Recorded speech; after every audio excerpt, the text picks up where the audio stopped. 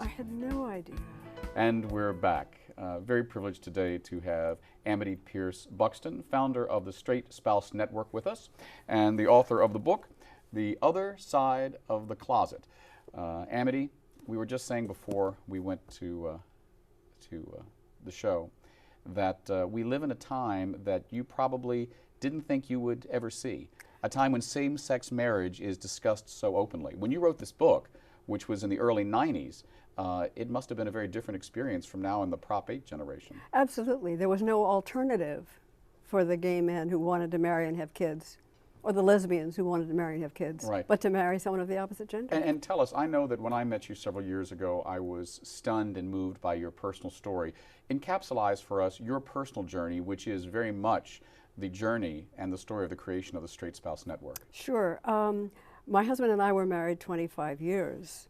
I could see over the course of the marriage he was getting depressed, withdrawn.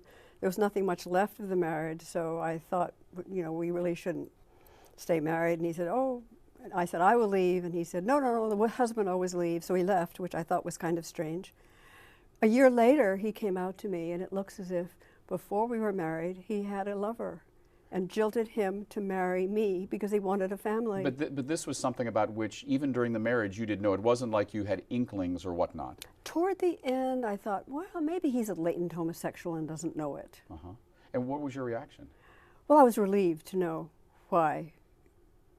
Why That it you wasn't weren't crazy. me. I didn't go crazy, and I could But understand. you were relieved to know that you weren't crazy. That I wasn't crazy, and that I was, and it wasn't because of my sexuality, but still I couldn't understand how he could have seen me so unhappy and not realized that was the cause. Because he was so wrapped up in his own pain. I mean, it's tragedy for both sides. Right. I have a dear friend who was married for many years who had a similar situation, married, and when he finally came out, the wife said, well, this is all good news for you and all bad news for me. Is that the case? It is. It is. As much as we who are empathetic realize it's a wonderful thing for them to come out, what about us? Because we're left picking up the pieces, explaining to the kids, and reliving our own history and say, was the whole thing a lie? Of course it wasn't. But we look back and say, I was pretty stupid not to have seen this, or how come I didn't know, or how could I have kept him from turning gay? Right, and you talk about that in the book, all of these what ifs, what ifs. How did you work through that on a personal level, and then how did you turn your personal experience into a nonprofit that has now helped hundreds, if not thousands, of straight spouses of gay partners? Well, interestingly enough, it's all because of the Gay Fathers of San Francisco. Because I could understand what my husband had gone through, they had me and some other spouses talk to them. It was a large group at that time, about 50. And when was this? About 84. And we gave a panel presentation. All we did was tell our stories. At the end of our stories, there wasn't a dry eye in the room. They gave us a standing ovation, and they said, now we understand. Well, of course, their wives had said the same thing, but we weren't their wives, so they could listen. So the head of the Gay Fathers suggested I write a book because I had done research in other areas. So I started interviewing people across the country. And their stories, out of their stories, I picked up what the common issues were, and what the, Right. you know. And tell us, what is some of the research? I mean, I'm sure there's voluminous information that went into this and to your continuing work with the Straight Spouse Network. But what are some of the things that pop out over the years that are similar between all experiences, straight women who marry gay men, and I'm sure then maybe lesbians who marry straight men, although it's probably not as common? Absolutely. Well, curiously enough, the issues are in the same areas that the gay and lesbians have. Sexuality, the marriage, the kids, their own identity, their own integrity, and their belief systems.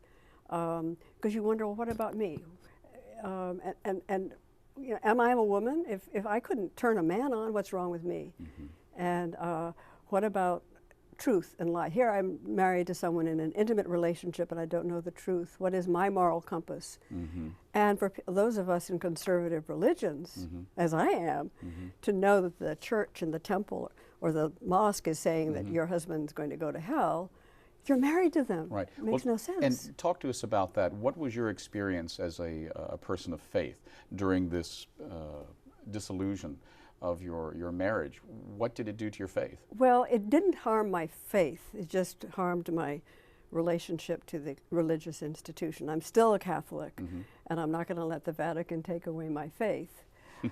I'm just not going to, and I'm trying to make changes within the church. I'll through send a note various- to Benedict about that. Okay, yeah. well, I have a letter already for him. I'm waiting for the right missive. But in any case, it's a crisis of faith, and a lot of people in Orthodox religions just plain leave it.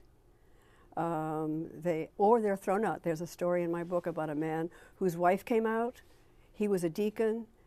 They threw him out of the deaconship because his wife was a lesbian, and the youth minister told the children that their mother was going to hell.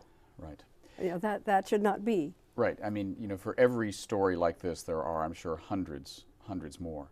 You know, we now are in a time which is ripe with possibility, no matter what your perspective on the issue of same-sex marriage is. What is your advice to anyone who is still closeted in a heterosexual or seemingly heterosexual relationship, or the spouse of someone who feels that they have a closeted partner? What do you say to them? Well, first of all, I say get on the web to www.straightspouse.org, and we can put you in touch with other people just so that you know you're not alone and you're not crazy.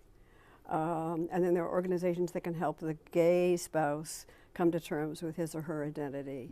But the main thing is, the sooner you can get to have a truthful conversation, the better. It's got to be one of the most painful Oh, conversations. it's awful for everybody. It isn't good for anybody. And I feel that these marriages reflect what's going on in the society right now. So in a selfish level, or in a selfish way, you're very supportive of the idea of same-sex marriage. Absolutely, and we're trying to get our voices out there, and we are not being heard. This is why I appreciate being here, because I've tried to speak up at forums, and people just don't. Oh, what does the straight spouse have to do with it? And when you say you want to speak at forums, you mean as specifically in an LGBT setting, and someone says, why is this straight Catholic woman telling me something? No, not there. I'm thinking more of the Prop 8 discussions, because I think that our experience of tragedy, because of pro-heterosexual marriage, ought to move people's hearts to Right, say, it's another "Uh-oh, argument." It's another argument. So who ignored you?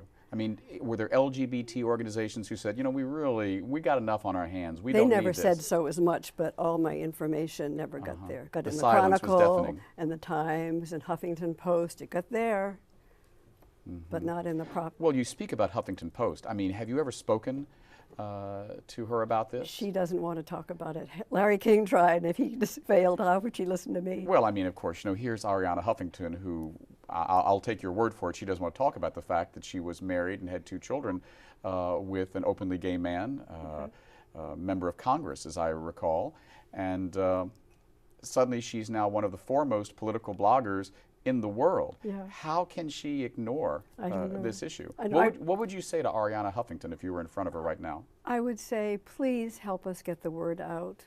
And could you possibly give your name to our Hunting for Money, because we need money to get this word out across the globe, actually.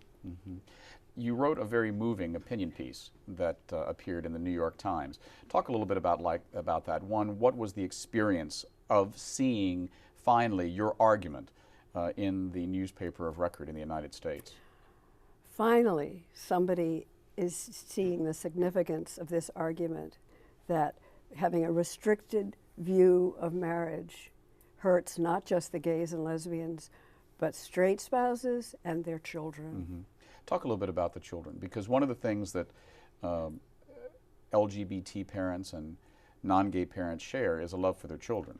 What does this situation do to the children of a split sexuality couple? I'm glad you put it that way. The major concern for most children is the divorce, if there is one. The gay parent is still their parent. And they'll be teased in school, but the parents, the straight, especially the straight parent, can help them deal with that and say, you know, that's their problem, people shouldn't tease. So they have the support of their parents. But it's still the parent-child bond, Right. which is the difficult part of a straight spouse who is hurt by somebody but wants to protect the other parent's Right. bond with the kids. In your personal story, what was the aha moment of realizing the relationship was over, and how long did it take you to feel, I am now a single straight woman and I can get on with my life? And how did that open for you a door of compassion and understanding with the gay community? Well, it sort of didn't happen in that order. My aha moment was when I thought we could make it work. Now that I knew that he was gay, I thought we could do something. And he said, no, I could, if I came back to you, I'd go into the same closet. Right. We've been speaking with Amity Pierce Buxton, and I hope it's a conversation which will continue in another show. This is David Perry with 10%. We hope you will tune in every week on Comcast Hometown Channel 104. Good night. Thank you.